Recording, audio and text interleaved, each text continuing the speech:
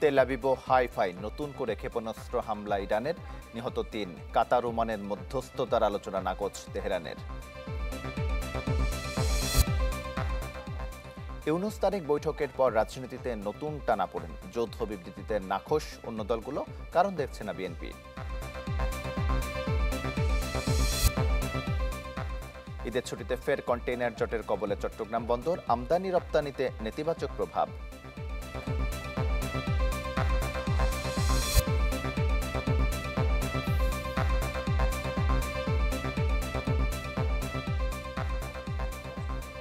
আমন্ত্রণ চ্যানেল 24-এ সকাল 10টার খবরে। শুনছিলেন প্রেসিডেন্সি ইউনিভার্সিটি সংবাদ শিরোনাম।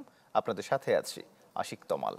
দেশের ১ নম্বর গ্যাস স্টোভ যা বেশি তাপেও ফাটে না। আরএফএল গ্যাস স্টোভ, নিরাপদ ও ঝামেলাহীন। কয়েক দফায় ইরানের ক্ষেপণাস্ত্র হামলায় ব্যাপক ক্ষয়ক্ষতির কবলে ইসরায়েলের একাধিক অঞ্চল। উত্তর মধ্যাঞ্চল ও উপকূলীয় শহরে গুড়িয়ে গেছে বহু বাড়িঘর, সামরিক বেসামরিক স্থাপনা। ঘটেছে প্রাণহানিও। তবে এমন পরিস্থিতিতেও হুঙ্কার দিয়ে যাচ্ছেন নেতানিয়াহু। ইরানের প্রতিশোধের আগুনে জ্বলছে ইসরায়েল। তেল আবিব, জেরুজালেম, বাতিয়াম শহরের হামলা স্থলগুলো যেন যুদ্ধবিধ্বস্ত অঞ্চলের প্রতিরূপ। আন্তর্জাতিক গণমাধ্যম ও ইরানি মিডিয়ার তথ্য অনুসারে শুক্রবার সন্ধ্যা থেকে এ পর্যন্ত ইসরায়েলের দিকে কয়েক দফায় ১.৫ শতাধিক ক্ষেপণাস্ত্র ছুড়েছে তেহরান। তেল আবিবের প্রতিরক্ষা বলয় ভেদ করে যা গুড়িয়ে দিয়েছে বহু ভবন ও সামরিক বেসামরিক স্থাপনা। উদ্ধার তৎপরতা চালাতে হিমশিম খাচ্ছে জরুরি বাহিনী।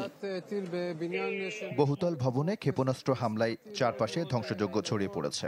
আমরা সাধ্যমতো চেষ্টা করছি মরদেহগুলো উদ্ধারের। অন্যান্য বাহিনীও আমাদের সহায়তা করছে। তবে এমন ধ্বংসযজ্ঞ দেখেও এতটুকু টলেননি জায়নবাদী নেতানিয়াহু। বাংকারে মুখ লুকিয়ে একের পর এক দিয়ে যাচ্ছেন হুঙ্কার। ইসরায়েলের মানুষ এখন বুঝছে ইরানের হাতে ক্ষেপণাস্ত্র থাকলে তারা কি করতে পারে। এরকম আরো ২০,০০০ ক্ষেপণাস্ত্র ছুড়লে কি পরিণতি হবে আমাদের? এর কঠোর মূল্য চোকাতে হবে তেহরানকে। রোববার ইসরায়েলের উত্তরাঞ্চলে আঘাত হানে অন্তত ৪০টি ক্ষেপণাস্ত্র। এতে ক্ষতিগ্রস্ত হয় হাইফার তেল শোধনাগার কমপ্লেক্সের পাইপলাইন ও ট্রান্সমিশন লাইন। মধ্যাঞ্চলের রেহভোতে ধসে পড়ে বাণিজ্যিক ভবন, ঘটে প্রাণহানিও। বড় ক্ষয়ক্ষতি দেখে উপকূলীয় শহরগুলো। শিশুসহ এখানে অন্তত ৪ জনের প্রাণহানি ঘটেছে। অবস্থা এমন যে অনেকে আপনজনের সাথে যোগাযোগেরও সুযোগ পাচ্ছেন না। তবে যুদ্ধ পরিস্থিতি মোকাবেলায় পরিকল্পিত স্থাপনা ও আগাম সতর্কতার কারণে ক্ষয়ক্ষতি সীমিত রাখতে পারছে জায়নবাদী রাষ্ট্রটি। প্রস্তুত করেছে জনগণকেও। দেশটির সামরিক বাহিনীর হোম ফ্রন্ট কমান্ড অ্যাপের মাধ্যমে ক্ষেপণাস্ত্র আঘাত হানার ২০ থেকে ২৫ মিনিট আগেই ফোনে সতর্ক বার্তা পেয়ে যাচ্ছেন ইসরায়েলিরা। আশ্রয় নিচ্ছেন সুরক্ষিত স্থানে। মিলা খন্দকার, চ্যানেল 24। দেশ জুড়ে তোলপাড় ওয়ালটন ফ্রিজ কিনে আপনিও হয়ে যেতে পারেন মিলেনিয়ার। লন্ডনে ডক্টর মোহাম্মদ ইউনূস ও তারেক রহমানের বৈঠকের পর নতুন করে টানাপোড়েন তৈরি হয়েছে রাজনৈতিক দলগুলোর মাঝে। নির্বাচনী তারিখ নিয়ে যৌথ বিবৃতিতে সরকারের উপর নাখোশ বিএনপি বাদে অন্য দলগুলো। তবে এসবের যৌক্তিক কারণ দেখছে না বিএনপি। নাফিউল ইসলাম লিঙ্কনের প্রতিবেদন। গণ অভ্যুত্থান পরবর্তী বাংলাদেশে রাজনৈতিক দলগুলোর মধ্যে বিভেদ আর অবিশ্বাসের ঘোর যেন কাটছেই না। যদিও জাতীয় ঐক্য ধরে রাখতে দফায় দফায় সংলাপ করেছেন প্রধান উপদেষ্টা।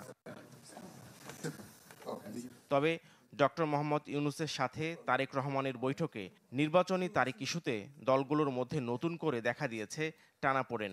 শুধু বিএনপির সাথে আলোচনা করে যৌথ বিবৃতি দেয়ায় সরকারের নিরপেক্ষতা নিয়ে প্রশ্ন তুলেছে জামায়াত ও ইসলামী আন্দোলন বাংলাদেশ। তাহলে কি মাননীয় প্রধান উপদেষ্টা একটি দল নিয়েই দেশ চালাবেন, সরকার চালাবেন, নির্বাচন করবেন? একদিকে ঝুঁকে পড়লেন। জনগণ মনে করে যে উনি ওনার নিরপেক্ষতা খণ্ড করেছেন। অন্যদের সাথে আলোচনা করে তারপরে এটা ঘোষণা করা যেত। হ্যাঁ, ওখানে একটা প্রেস ব্রিফিং হতে পারত যে এই আলোচনা হয়েছে। তবে আমরা এই বিষয়ে পরবর্তীতে দেশে গিয়ে অন্যান্য রাজনৈতিক দলের সাথে আলোচনা করে আমরা ডিসিশন জানাব। এছাড়া নাগরিক ঐক্যের আহ্বায়ক মাহমুদুর রহমান মান্না বলছেন, নির্বাচনের তারিখ নিয়ে নজিরবিহীন যৌথ বিবৃতির ব্যাখ্যা দিতে হবে সরকারকে। আরও যারা যারা অংশী আছেন তাদেরকে সাথে নিয়ে যৌথভাবে বা একসাথে সিদ্ধান্ত নেওয়া যেত।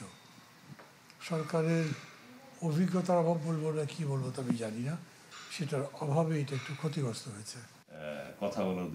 তবে রাজনৈতিক দলগুলোর মধ্যে টানাপোড়েনের কারণ দেখছে না বিএনপি, বরং নির্বাচনের তারিখ ইস্যুতে নিজেদের অবস্থান থেকে সরে আসার কথা বলছে দলটি। প্রধান উপদেষ্টা তিনিও কম্প্রোমাইজ করেছেন দেশের সাথে, আমরাও কম্প্রোমাইজ করেছি দেশের সাথে, কারণ রাজনীতিতে একটা আর্ট আছে, তাই এটা বলা হয় যে politics is an art of compromise. এটা দেশের স্বার্থকে সামনে রেখেই সেটা করতে হয়, মানুষের স্বার্থকে সামনে রেখে, একটা বৃহত্তর স্বার্থে সামনে রেখে এটা করতে হয়, আমরা করেছি। বিএনপির এই নেতার বিশ্বাস, যে কোনো সংকটময় মুহূর্তে দেশের বৃহত্তর স্বার্থে ঐক্য ধরে রাখবে রাজনৈতিক দলগুলো। আমি তো মনে করি মাননীয় প্রধান উপদেষ্টার এই নির্বাচন সম্পর্কিত সময়সূচির সাথে তাদেরই দৃষ্টিভঙ্গির সামঞ্জস্যতা আছে, এখানে বৈপরীত্য তো দেখি না। নাফিউল ইসলাম লিঙ্কন, চ্যানেল 24, ঢাকা। আবারও ইরান ইসরায়েল সংঘাতের খবর জানাবো। চতুর্থ দিনে গড়ালো ইরান ইসরায়েল সংঘাত। রোববার মধ্যরাতে ফের তেল আবিব সহ কয়েক শহরে হামলা শুরু করে ইরান। সোমবার সকাল পর্যন্ত জারি থাকে ক্ষেপণাস্ত্র ও ড্রোনের আঘাত। এতে ইসরায়েলে প্রাণ গেছে আরও 3 জনের, আহত হয়েছেন শতাধিক। এ নিয়ে চলমান যুদ্ধে 17 মৃত্যু দেখল জয়ানবাদীরা, আহতের সংখ্যা 400-র বেশি। অন্যদিকে ইরানে প্রাণহানি বেড়ে দাঁড়িয়েছে 224 জনে। তবে যুদ্ধবিরতির জন্য আলোচনার প্রস্তাব নাকচ করেছে তেহরান।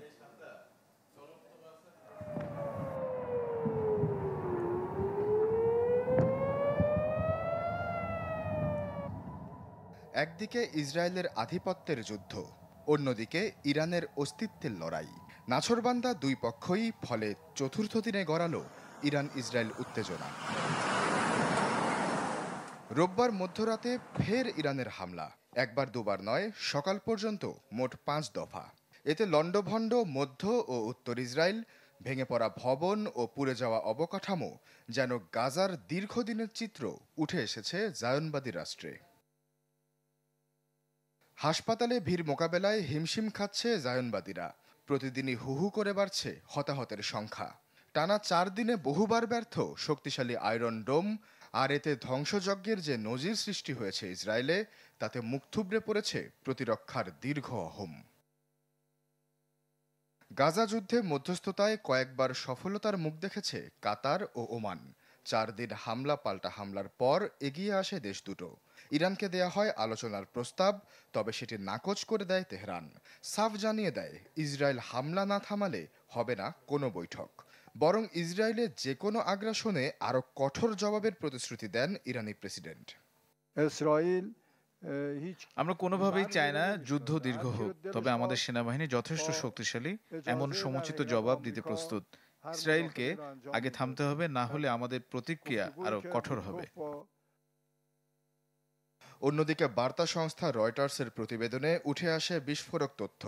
ইরানের সর্বোচ্চ নেতা আয়াতুল্লাহ খামেনিকে হত্যার সুযোগ ছিল ইসরায়েলের কাছে, তবে তার উপর হামলা আটকে দেন মার্কিন প্রেসিডেন্ট ডোনাল্ড ট্রাম্প।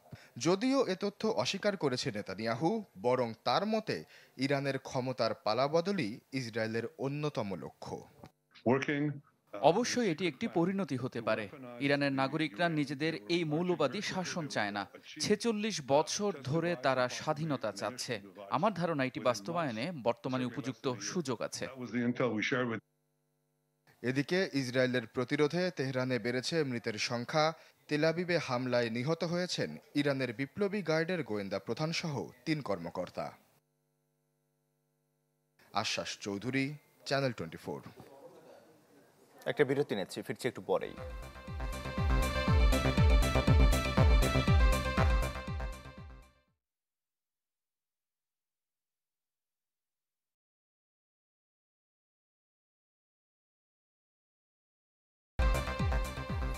আবার আমন্ত্রণ সকাল 10টার খবরে। নারীর ক্ষমতায়ন নিশ্চিতে জাতীয় সংসদ নির্বাচনে সরাসরি ভোটে নারী প্রতিনিধিত্বের দাবি জানিয়েছে নাগরিক কোয়ালিশন। এই প্রক্রিয়া বাস্তবায়নে 4 দফা সুপারিশও করেছে তারা। রাজধানীতে এক আলোচনায় দেয়া প্রস্তাবনায় বক্তারা বলেন, সংসদে নারী প্রতিনিধির সংখ্যা বাড়াতে প্রয়োজন রাজনৈতিক দলগুলোর আন্তরিকতা। বিদ্যমান নির্বাচনী ব্যবস্থায় জাতীয় সংসদে নারীদের সংরক্ষিত আসন 50টি। রাজনৈতিক দলগুলোর ইচ্ছা অনুসারে সেসব আসনে প্রার্থী ও প্রতিনিধি নির্বাচন করা হয়। তবে নাগরিক কোয়ালিশন বলছে নারীর ক্ষমতা নিশ্চিতে বৃদ্ধি করতে হবে নারী প্রতিনিধির সংখ্যা, ব্যবস্থা করতে হবে সরাসরি ভোটের। 400 জনের মধ্যে 100 জন অর্থাৎ 25% নারী প্রতিনিধিত্ব আমরা প্রস্তাব করছি। এছাড়া 2026 সালে এই দ্বৈত প্রতিনিধিত্ব হয়তো থাকবে, তবে পর্যায়ক্রমে এটা থাকবে না, এটা প্রস্তাব করা হচ্ছে। সরাসরি নির্বাচন প্রস্তাব করছি। বক্তারা বলেন, বিগত জাতীয় সংসদগুলোয় নারীর অংশগ্রহণ খুব একটা সন্তোষজনক ছিল না। ত্রয়োদশ জাতীয় সংসদ নির্বাচন থেকেই পরিবর্তনের পক্ষে মত দেন তারা। তাকে খণ্ডিত প্রতিনিধিত্ব না দিয়ে তাকে পূর্ণাঙ্গ প্রতিনিধিত্বের অংশ হিসেবে সমগ্র জনগণের পক্ষ থেকে তাকে ভোট দেওয়ার অধিকার দিতে হবে। যেই আসনেই আপনি দেন না কেন, যেই আসন সংখ্যার ভিত্তিতে আপনি করেন না কেন। ওই যে আমাদের গ্রাম বাংলা যে কথা আছে, এক ঘরে দুই পীর হইতে পারে না, এবং এখনই কিন্তু এই যে আমাদের যে বর্তমান পদ্ধতিতে আছে, অনেক জায়গায় কিন্তু আমাদের সাধারণ আসনে যারা সংসদ তারা কিন্তু নারীদেরকে যেতেই দেয় না। তো এখন দুইজন হলে মানে এটা কার্যকর হবে কিনা আমার সন্দেহ আছে। আলোচনায় রাজনীতিবিদরা বলেন, সবার আগে প্রয়োজন রাজনৈতিক দলের আন্তরিকতা। কমপক্ষে 25% মনোনয়ন নারীদের জন্য বরাদ্দের সুপারিশ করেন এনসিপি প্রতিনিধিরা। কিভাবে রিজার্ভ সিটে নারীরা আসতেছে, শুধু তদবির করে নারীরা রিজার্ভ সিটে আসতে পারবে না। They have to be qualified to be in that reserve seat, and তাদের স্পেসিফিক জব থাকতে হবে, সেইটা পলিটিক্যাল পার্টিগুলো এনশিওর করতে হবে। দলগুলোকে ফোর্স করা আপাতত 5 to 10% ডাইরেক্ট নমিনেশন দেওয়ার জন্য। আপনি বিয়ন্ড 10% চিন্তাই করতে পারবেন না। ওইখানকার পুরুষ যারা প্রার্থী আছে তারা পিটায়া ওই এমপির এলাকা ছাড়া করে দিবে প্রার্থীকে। আমার প্রস্তাবনা হচ্ছে এখানে যারা আছেন, আমাদের যে হায়ার গোল, যে মিনিমাম 25% নারী জনপ্রতিনিধি সংসদে থাকবেন এবং তারা সরাসরি নির্বাচনের মাধ্যমে আসবেন, সিলেকশনের মাধ্যমে না, এইটুকুতে আই উড হোপ যে এভরিবডি উড এগ্রি। এছাড়া পর্যায়ক্রমে জাতীয় সংসদে নারীদের অংশগ্রহণ 50% পর্যন্ত উন্নীত করার কথা বলেন নাগরিক কোয়ালিশনের গোলটেবিল আলোচনায় অংশ নেয়া বক্তারা। জুমাতুল বিদা, চ্যানেল 24, ঢাকা। সেলফি আপু, এখন কিছু খাওয়াও। এখন ইভিনিং এর চরম ক্রেভিং, চাই কিছু এক্সাইটিং, মিস্টার নুডলস হয় কুকিং, টেস্টটা হয় amazing, mister noodles amazing test, mister noodles enjoy the best, mister noodles amazing test, mister noodles, mister noodles, mister noodles. কক্সবাজারের রামুতে বাস কাভার্ড ভ্যানের সংঘর্ষে প্রাণ গেছে 3 জনের, আহত হয়েছেন আরও 8 জন। পুলিশ জানায়, সকালে কক্সবাজার থেকে চট্টগ্রাম যাচ্ছিল পূরবী পরিবহনের একটি বাস। এ সময় রশিদনগর এলাকায় পৌঁছলে বিপরীতমুখী একটি কাভার্ড ভ্যানের সাথে সংঘর্ষ হয়। এতে বাসটি খাদে পড়ে যায়। ঘটনাস্থলে মারা যান 3 জন। আহতদের উদ্ধার করে হাসপাতালে পাঠানো হয়েছে। দুর্ঘটনা কবলিত যান দুটি জব্দ হলেও পালিয়ে গেছে চালক।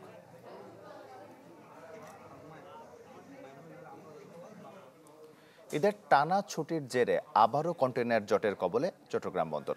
খালাসি ধীরগতির কারণে বন্দরে জমেছে 44,000-এর বেশি কন্টেইনারের স্তূপ, যার নেতিবাচক প্রভাব পড়ছে আমদানি রপ্তানিতে।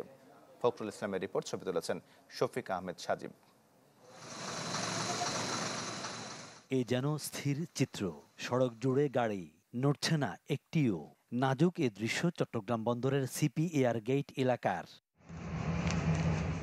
ঈদুল আজহায় টানা 10 দিনের ছুটি শেষে পুরোপুরি কর্মচঞ্চল হয়ে ওঠার দিনে এভাবেই দীর্ঘ যানজটের সৃষ্টি হয় বন্দর সংশ্লিষ্ট সড়কগুলোতে।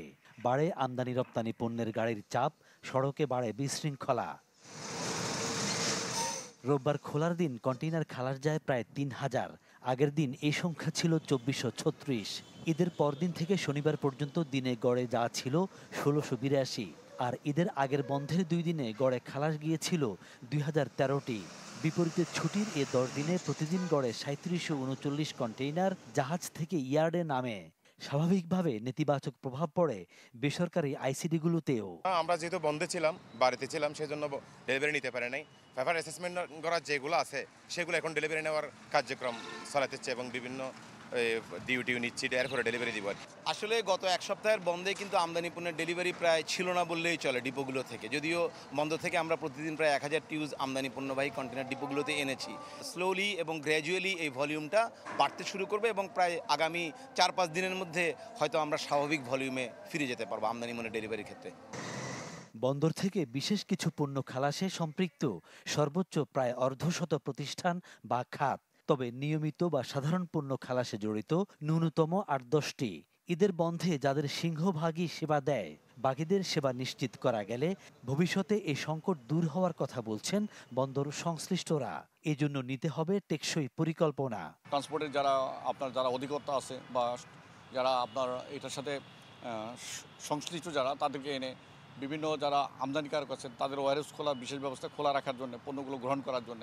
অন্যান্য সেক্টরগুলো ব্যাংক, বিশেষ করে কিছু যে ব্যাংকগুলো এলসির সাথে জড়িত আছে সেই ব্যাংকগুলোকে খোলা রাখা যায় কিনা, এগুলোকে যদি সঠিকভাবে মনিটর করা যায় এবং একটা আমব্রেলার নিচে আনা যায়, সেই ক্ষেত্রে কিন্তু এটা আমরা সাকসেসফুল হওয়ার সম্ভাবনা আছে। রোববার বন্দর ইয়ার্ডে কন্টেইনার ছিল 40,548, বহির্নোঙরে অপেক্ষায় আরও প্রায় 10,000। ফখরুল ইসলাম, চ্যানেল 24, চট্টগ্রাম। সময় হলো আর একটা বিরতির, ফিরছে একটু পরেই।